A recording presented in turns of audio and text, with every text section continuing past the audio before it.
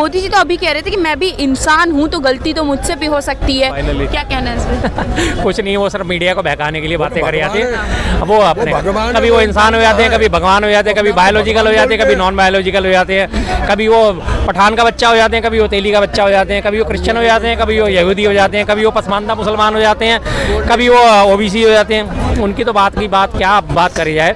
कभी वो 35 साल भीख मांग के खा रहे होते हैं और उसी 35 साल भीख मांगने के दौरान वो अमेरिका में जाके 29 स्टेट्स का दौरा कर रहे होते हैं। उन्हीं 35 साल के कार्यकाल के दौरान वो लंदन में जाके अपनी फोटो खिंचवा रहे होते हैं, पेरिस में एफिल टावर के सामने खड़े होकर अपनी फोटो खिंचवा रहे होते हैं। 84 में जब तक ईमेल का दिल्ली भारत में आविष्कार भी नहीं हुआ था, उनके पास डिजिटल कैमरा था, कलर फोटोग्राफी उनके पास थी डिजिटल कैमरे में, और ईमेल के थ्रू उन्होंने बकायदा जो है अपनी फोटोज भी ईमेल कर दी थी।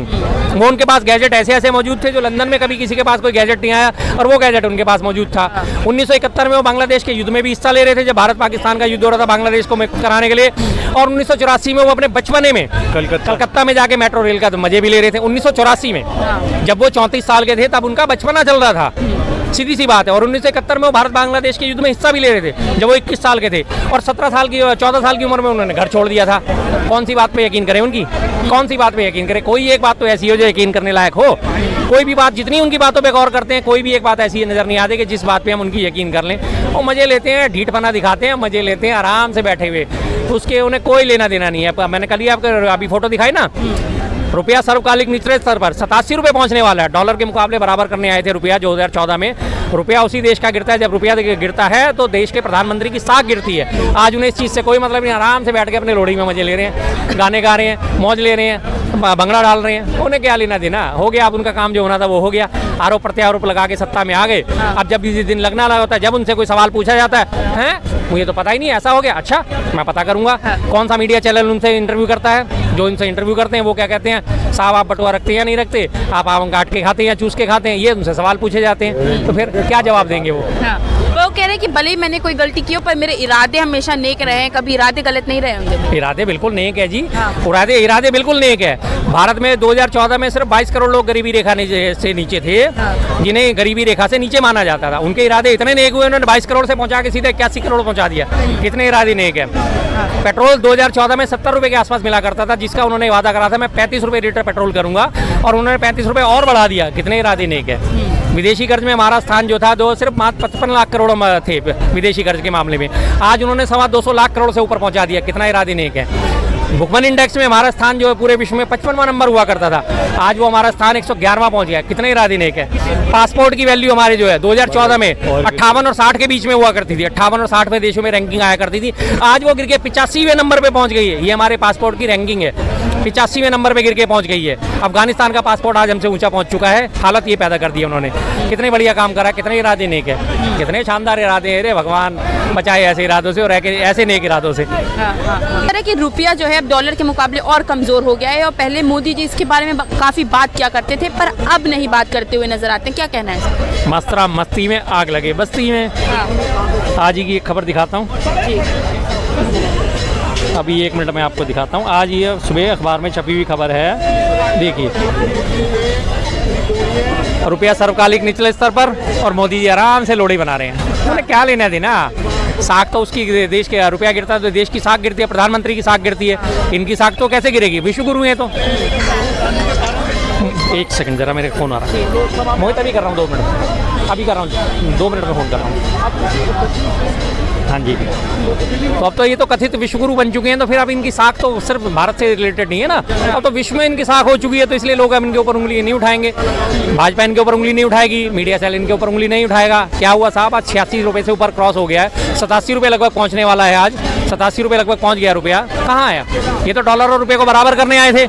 आज देखिए, अभी और 2-4 दिन की बात है, 1-1.5 महीने की बात है, सीधा सीधा शतक मारने वाला है। बस ये 100 पार हो जाएगा बहुत जल्दी है। हालात अगर यही रहे तो किस तरह से बात करेंगे आप बताइए। अच्छा, मोदी कह रहे हैं जैसे जितने भी हमारे और राज्य हैं भाजपा की, जैसे मैंने वहाँ काम किया है उसी तरीके से अगर दिल्ली में काम चाहिए तो भाजपा की सरकार ले। हाँ, बिल्कुल बिल्कुल, बाहर और राज्यों में काम करा है, इतना शानदार काम करा है कि अब बस फूले नहीं समारे लोग।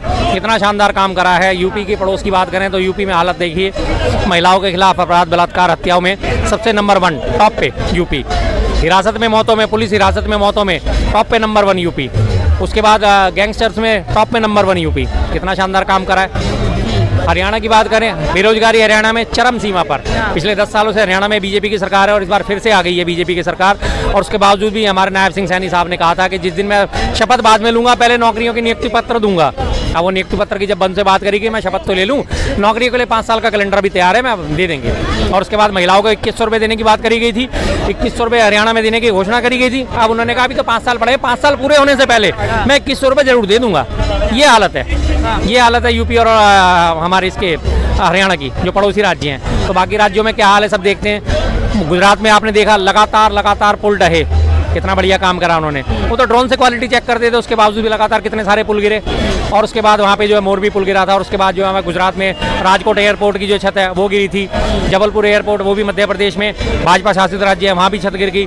दिल्ली में इन्होंने करा, केंद्र शासित प्रदेश होने के बाद दिल्ली के एयरपोर्ट की, इंदिरा गांधी एयरपोर्ट की छत गिर गई थी। कितना शानदार काम करा, कितने बढ़िया बढ़िया करते हैं। बिहार में इनकी मिलीजुली सरकार चल रही है नीतीश बाबू जी के साथ। बिहार में देखिए लगातार 1 दर्जन से ज़्यादा पुल गिरे, लगातार 1 दर्जन से ज़्यादा पुल।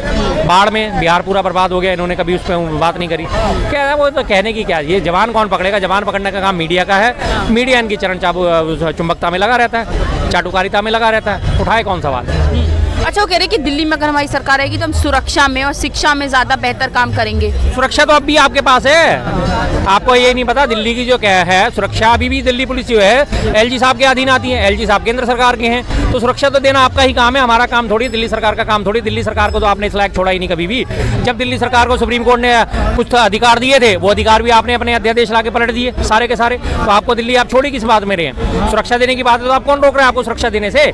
मैं आज तक बार बार बात कहता हूँ, कभी एलजी साहब की और सीपी साहब की कभी मैंने मीटिंग की एक भी फोटो आज तक अखबार में नहीं देखी कि दिल्ली की कानून व्यवस्था के बारे में उनकी दोनों की बैठ के मीटिंग हुई हो, बातचीत हुई हो कि आज मैं सीपी साहब के और मैं एलजी साहब को एक साथ बैठा देखूं। कभी अखबार में उनकी फोटो नहीं छपी कि आज वो कभी कमिश्नर हाउस गए हो, कमिश्नर ऑफिस गए हो एलजी साहब, या एलजी साहब ने कमिश्नर साहब को अपने पास बुलाया हो और दिल्ली की कानून व्यवस्था के बारे में बात करी हो, दिल्ली की ट्रैफिक की व्यवस्था के बारे में बात करी हो, दिल्ली की यातायात व्यवस्था के बारे में बात करी हो। कभी नहीं, एक बार भी नहीं। दिल्ली को आज पूरा देख लीजिए, क्या हाल बेहाल हुआ पड़ा है दिल्ली का। कौन सी रोड ऐसी है जो आपको 15 मिनट में आपको रास्ता पार करा देगी? 15 मिनट का रास्ता पार करने में आपको 1.25 घंटा लगना मामूली बात है। कोई सा ऐसा रोड दिखा दीजिए जिस रोड पे जाम ना मिलता हो। मुख्य मार्गों की हालत देख लीजिए आप, ये नेताजी सुभाष मार्ग 24 घंटे जाम से जूझता है, 24 घंटे।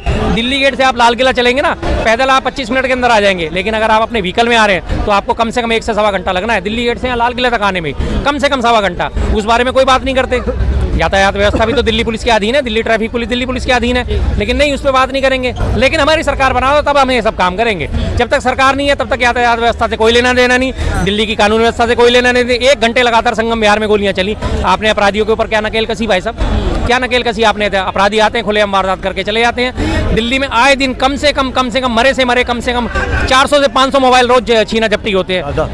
कम से कम, मैं तो एक एवरेज बता रहा हूँ, कम से कम 500 मोबाइल रोज छीना झपटी होते हैं और चोरी होते हैं। आप थाने जाइए, क्या कहा जाएगा? ठीक है जी, एक एनसीआर दे दीजिए, मैं चांदनी चौक घूमने आया था, मेरा मोबाइल कहीं गिर गया, अगर आपको पता लगे तो कृपया सूचित करें। आपकी जेब से भी निकलेगा तो भी वो यही लिखवाएंगे, आपसे कोई झपट के ले जाएगा तब भी वो यही लिखवाएंगे।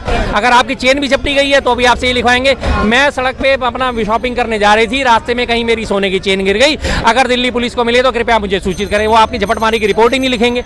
ये तो हालत है दिल्ली में कानून व्यवस्था की, और फिर वो कह रहे हैं कि हम कानून व्यवस्था सुधार देंगे। मैं एक चीज़ कहना चाहता हूँ कि अमित शाह जो है वो एक छोटी सी प्रेस कॉन्फ्रेंस नहीं कर सकते कानून सुरक्षा के ऊपर? एक छोटी सी प्रेस कॉन्फ्रेंस करते हैं अमित शाह कि दिल्ली में 2014 के बाद जो क्राइम बढ़ा है वो क्यों बढ़ा है और उसको ठीक करने के लिए हम क्या कर रहे हैं। एक प्रेस कॉन्फ्रेंस, एक वक्तव्य। क्या कहना है? देखिए, मोदी जी ने बोला था कि अगर मैं राजनीति में आऊँगा तो मैं अपने लिए कभी कोई काम नहीं करूँगा। तो जनता के लिए कौन सा काम किया है? जनता के लिए बता दो कि मैंने जनता के लिए काम किया है। जनता के लिए कोई काम नहीं किया, गरीबों के लिए कोई काम नहीं किया, बेरोजगारों के लिए काम नहीं हुआ। तो काम किसके लिए हुआ है? इस देश में काम हुआ है तो बड़े बड़े पूंजीपतियों के लिए, बड़े बड़े उद्योगपतियों के लिए, उनके लिए काम मोदी जी ने धड़ाधड़ किया है। अगर गरीब जनता की जाए तो गरीब जनता के लिए मोदी जी ने कुछ भी नहीं किया। और जब तक मोदी जी हैं, जब तक गरीब जनता की तो भलाई भूल ही जाओ। अच्छा, जो भी भला होगा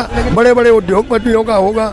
अगर रोड बनवाना, अगर विकास है तो भाई ऐसा है कैसे ही रोड बनवा दो। गरीबों की क्या जरूरत है इस देश में? जहाज बनाएंगे, एयरपोर्ट बना रहे हैं। एयरपोर्ट में तो कितने आदमी हैं जहाँ रोज जाते हैं एयरपोर्ट। कभी बेचारों का मौका लग गया, वो भी 2 साल से सोचेगा कि अगली बार जहाज में जाऊंगा, जब कहीं वो जा पाता है। पर देखिए मोदी जी बोल रहे हैं ना कि गलतियां तो इंसान से होती है, मैं इंसान हूँ इसलिए मैं मेरे तो से मोदी जी को इंसान ही नहीं मानता, तो क्या मान मैं तो मोदी जी को भगवान मानता हूँ, और भगवान से गलती नहीं होती। अगर मोदी जी मान रहे हैं कि भाई मेरे से गलती हुई है, तो इस गलती की तो क्षमा याचना यही है कि मोदी जी रिजाइन दे दें। अब तो देश का पीछा छोड़ दो, क्यों देश का बेड़ा गर्क करके पीछा छोड़ोगे?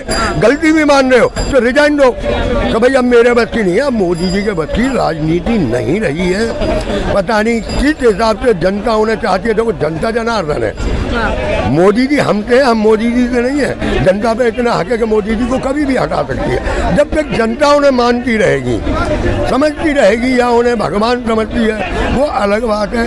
पर अगर देश की तरक्की, देश के विकास के बारे में, देश के बारे में कोई बात है तो मोदी जी के पास कोई विजन नहीं है। अच्छा। अब देखो मैं दूसरी जगह आता हूँ, अब दिल्ली के चुनाव आ गए शायद 5 फरवरी को।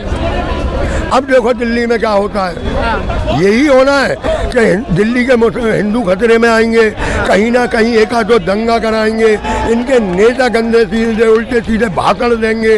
विकास के नाम पे तो कोई भी नेता बात नहीं करता कि भाई विकास के नाम पे हम ये करेंगे। नहीं भाई, हम मंदिर बनवाएंगे, मस्जिद खोलेंगे, इससे मैडम कभी भी देश का भला नहीं हुआ है। अगर भला करना है तो हमारे मनमोहन सिंह से सीखो कि काम कैसे किया जाता है देश के लिए। मुझे ताज्जुब होता है, एक 10 रुपए का पेन लेके हिंदुस्तान की तकदीर लिख देता है, अर्थव्यवस्था बदल देता है, गरीबों को के लिए काम करता है। और एक समझ में नहीं आता, 1.5 लाख का पेन लेके ऐसे फैसले लिखते हैं कि गरीबों का नाश कर देते हैं। अच्छा ठीक।